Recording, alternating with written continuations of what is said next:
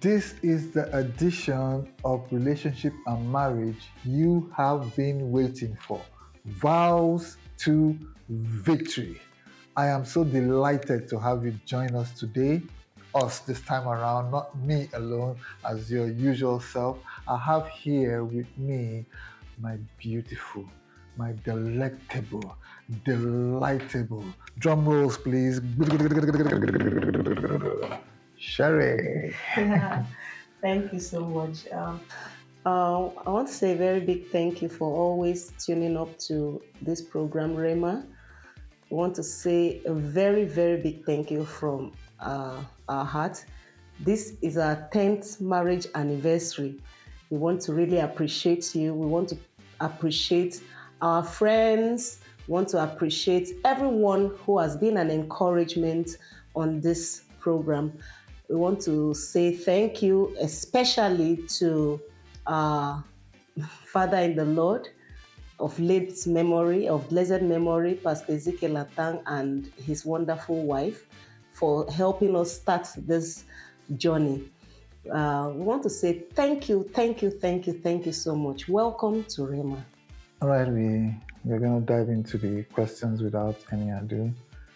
The first question says here, how do you know your spouse was the one for you?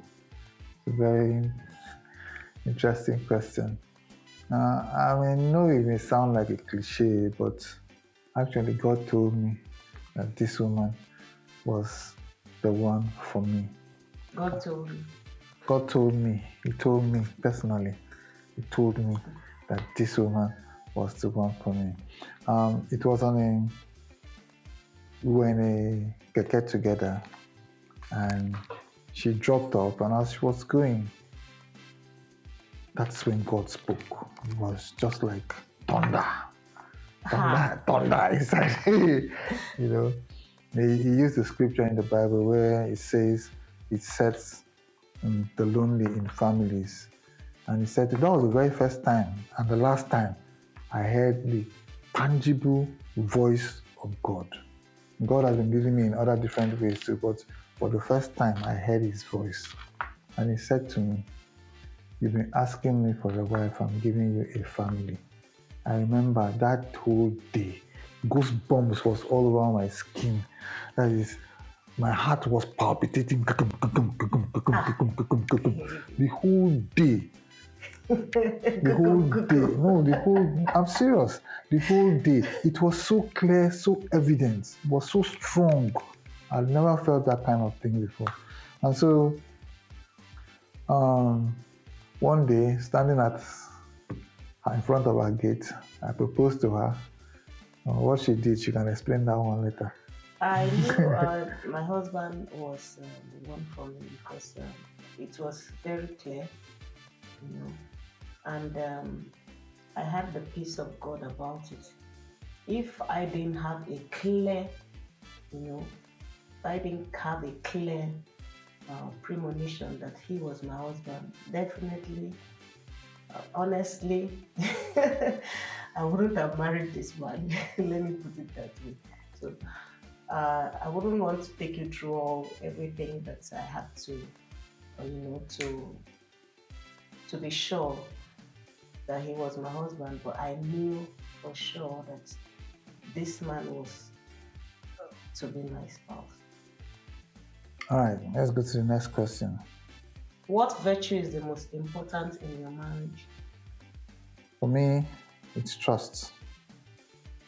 Trust is even stronger than love, in my own opinion. You must trust the person that you are going to marry.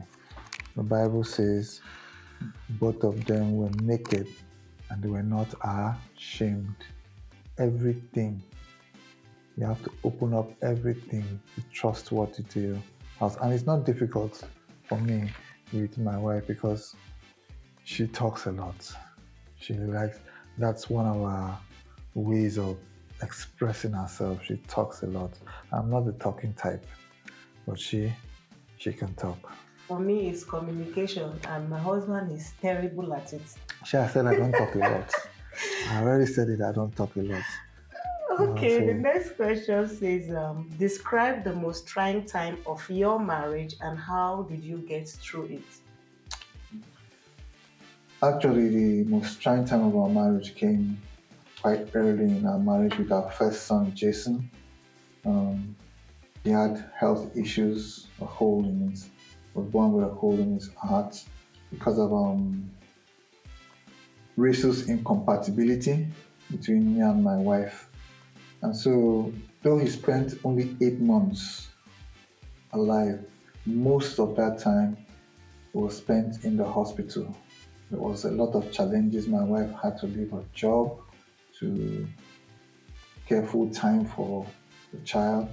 We slept on the hospital floor a lot of times, many, many times. So it was trying on us financially, trying on us emotionally, trying on us physically. Eventually, we dedicated him at 6 months, and it was actually a testimony. A lot of people didn't know what we were going through, but when we narrated what we were going through, they were like, wow. 2 months after that, he passed on.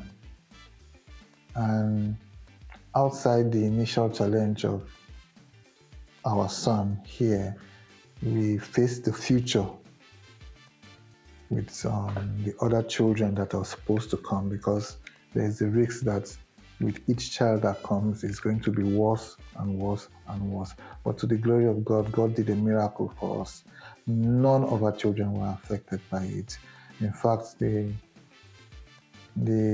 only time we've taken them to the hospital, the highest thing we've taken them to the hospital for is something like malaria. All right? It actually helped to improve our prayer life. Yes, it did, because we had to rely 100% on God. Yeah.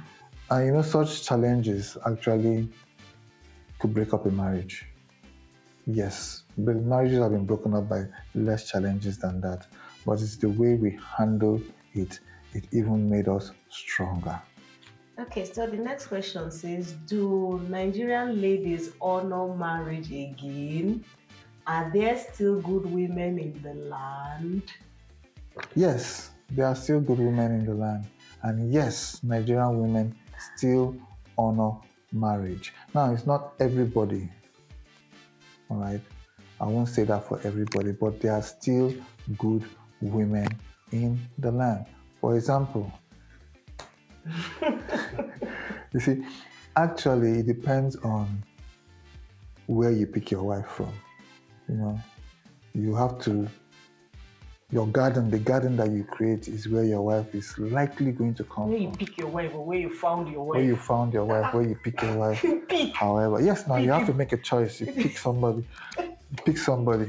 All right. Adam would have picked any of the animals, but he had to wait until the perfect one. I prefer the word found. Please stop using pick. All right, where you find your wife. It's in your garden. Where do you go to? Where do you often? If you are the type that is like the clubber, you likely pick your wife from the club.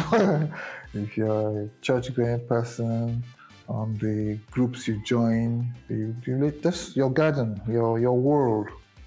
Your wife is likely to come from there. Some people actually go out of their way, out of their sphere, out of a sphere of influence or where they find themselves most. They go out of their way to find a wife somewhere else. Yes. Yeah. Like I said, mostly. I didn't say all the time.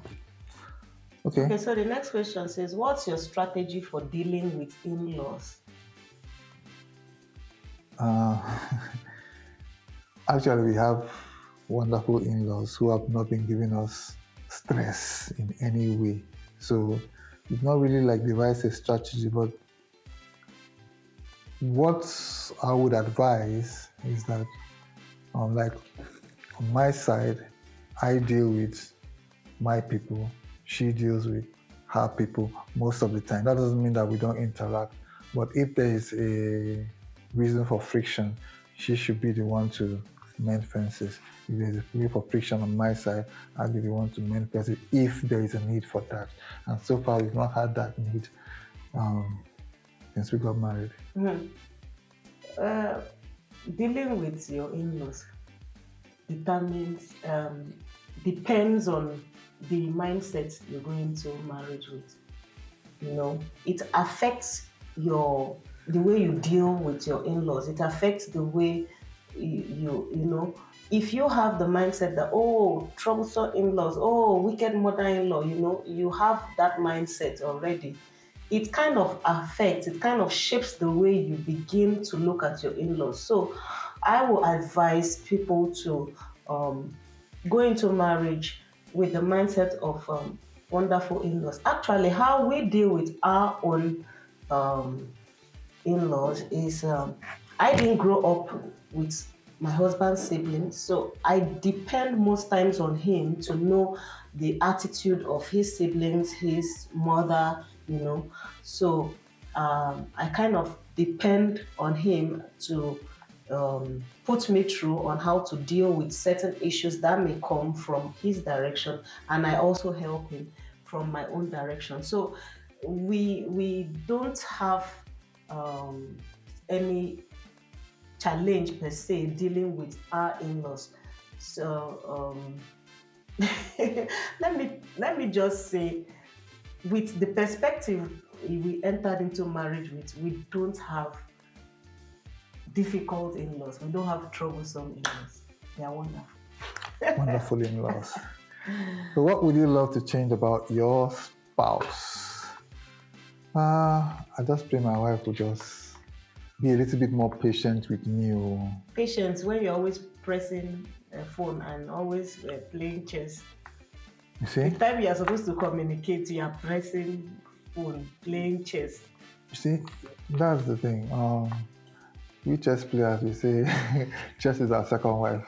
And my wife is a very jealous wife when it comes to chess. You are giving too much attention to it. Yeah, I love playing chess. I'm a chess player. So, and that is when she likes to, when she sees me playing chess, something must come up. So I would love her to be a little bit more patient with me, especially when I'm playing chess. And just allow me finish the game before she interrupts. Okay, and I would like my husband to communicate more. I will try. Okay. Okay. The next question came in. How do you manage the children without a maid? How do you manage the children without a maid? Well, first off, I would like to say that having a maid is not a bad thing per se. But before we even got married, we had decided on our own that we would love to raise up our children without the help of a maid. We got through the first one, the second one, but when the third one came, the pressure was like too much. Especially when we did not have mothers coming around for Mogo and all that. Yes, so we tried to get one, but it wasn't working out. But we still managed on our own. We were able to juggle our schedule in order to take care of our children so that they won't feel. So if you can get a maid and you can treat your maid well. Treat your maid like family. That's what she means actually. Yeah, treat your maid like family. It's fine. Because when we were about to get a maid, the decision we made was that whoever it is that was coming in, they're going to treat that person like family. So how do you handle disagreements and conflicts? By talking. Definitely. You are now saying by talking. Yes. You don't communicate. So how have you been talking? We talk through our problems. The thing with handling disagreements and conflicts is that you have to be ready to make compromises. You definitely have to be ready to make compromises. And in my opinion, it is the man's responsibility to ensure that peace is in his house. So if it means taking the initiative to broker peace, take it. Whatever compromise needs to be made, be prepared to make that sacrifice to make peace reign in your house. Don't let the sun go down on your anger. On your anger, yes. Don't let the sun go down on your anger. Okay. That's a very, very good. So the next question came in. How do you handle finances in your marriage? How do you handle finances in your marriage? We have a common purse together. Well, we know how much is coming in from our... When you say we have a common purse, we don't have one bank account like... No, yes and no. We don't have like one bank account. We don't have a rigid you know, form of handling our finances. Most times is how it depends on how resources comes in. Some people say, "Oh, the husband must be the one that pays the rent, pays the school fees, does this, does that." No, but what depends on where more resources comes in at a particular time and what needs to be settled at a particular time. That is how we channel our resources. So we don't really have a rigid, form of handling our finances. What we do is most times we plan for what comes in at a What comes in particular at time. a particular time. We know what we are going to use for savings, what's going to go for feeding, what's going to go for the children's school fees, and So the it next goes on. question came in. What did you discover about your spouse that surprised you after you married? I was very, very surprised that this lady just leave the fine face alone. No. She's a woman. She's strong-willed. She's why are you laughing? Strong-willed.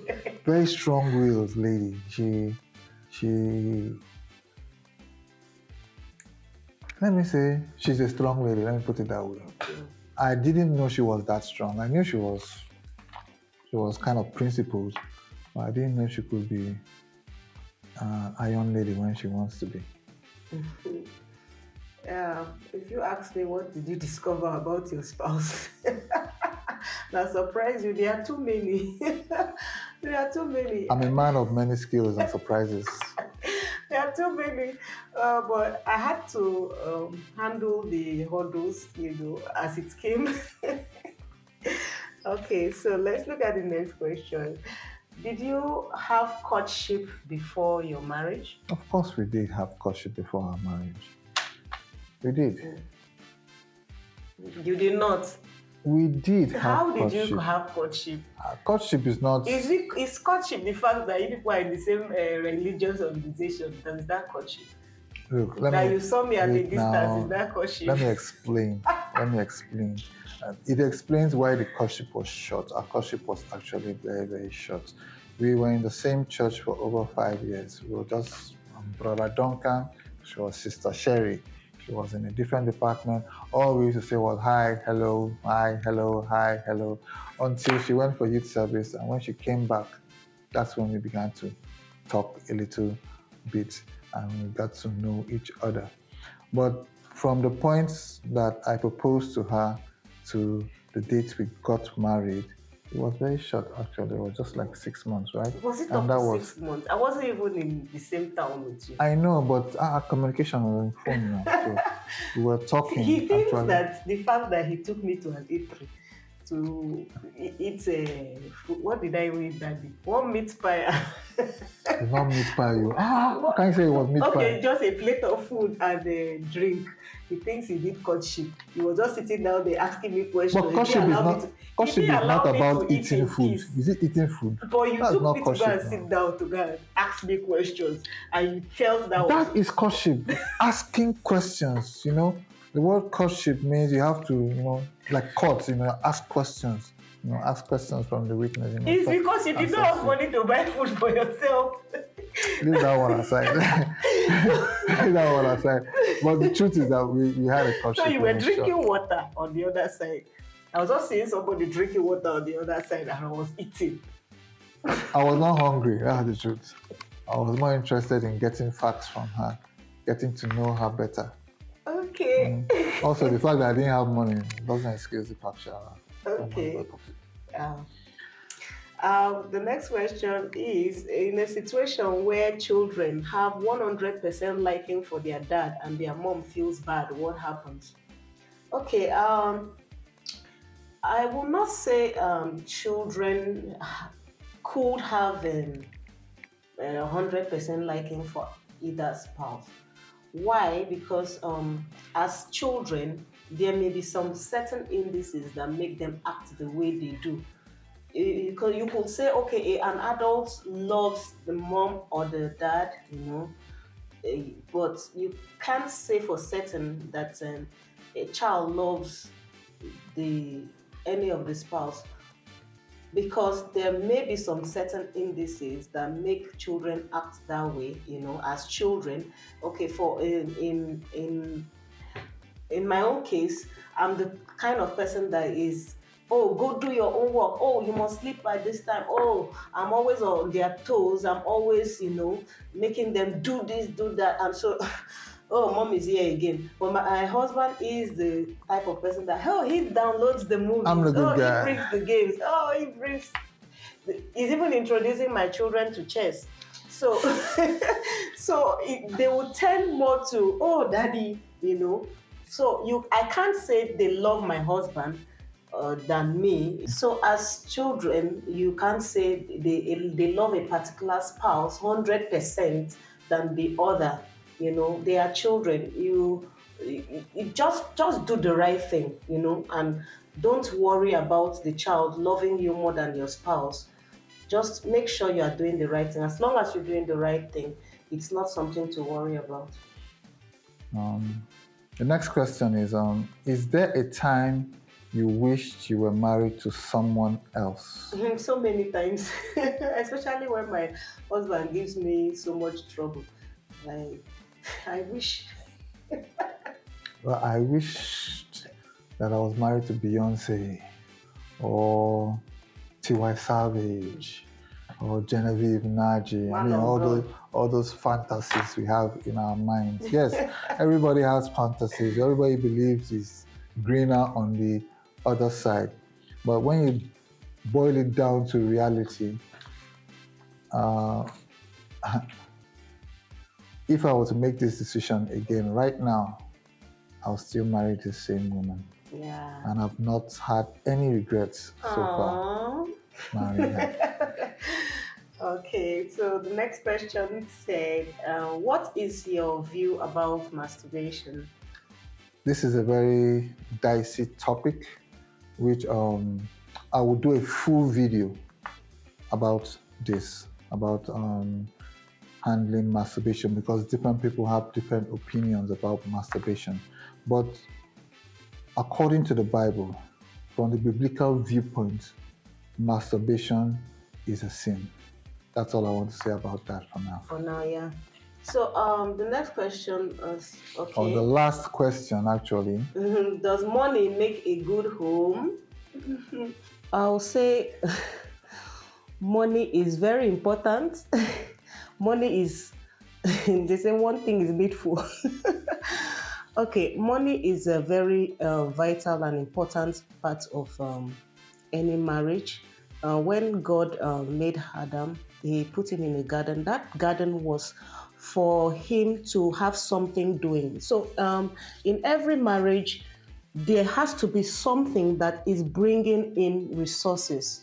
There has to be something that is bringing in money. It helps to keep the family going. You can't say you are not making money in marriage, because you need money to do one or two things, pay fees, settle bills and all that. But you can't say that money in itself makes a good home. Money in itself does not make a good home. It depends on who is handling money at a particular time that makes money what it is. We say money is amoral. Whoever is handling money at a certain time makes money either good or bad. It's amoral. Money is amoral. It takes on the character of the person who is handling the money. Yeah. So that answers that question, and So that I brings think that us should be the last question. the last question for today. I'd like to say this in conclusion, that I have a very happy marriage. I've been married to this young lady for the past 10 years. And like I said earlier on, if given the chance again, I will marry her again and again. I want to say thank you for making these 10 years very, very eventful. Yeah, very, very, very sweet. Eventful. Very, very, very loving.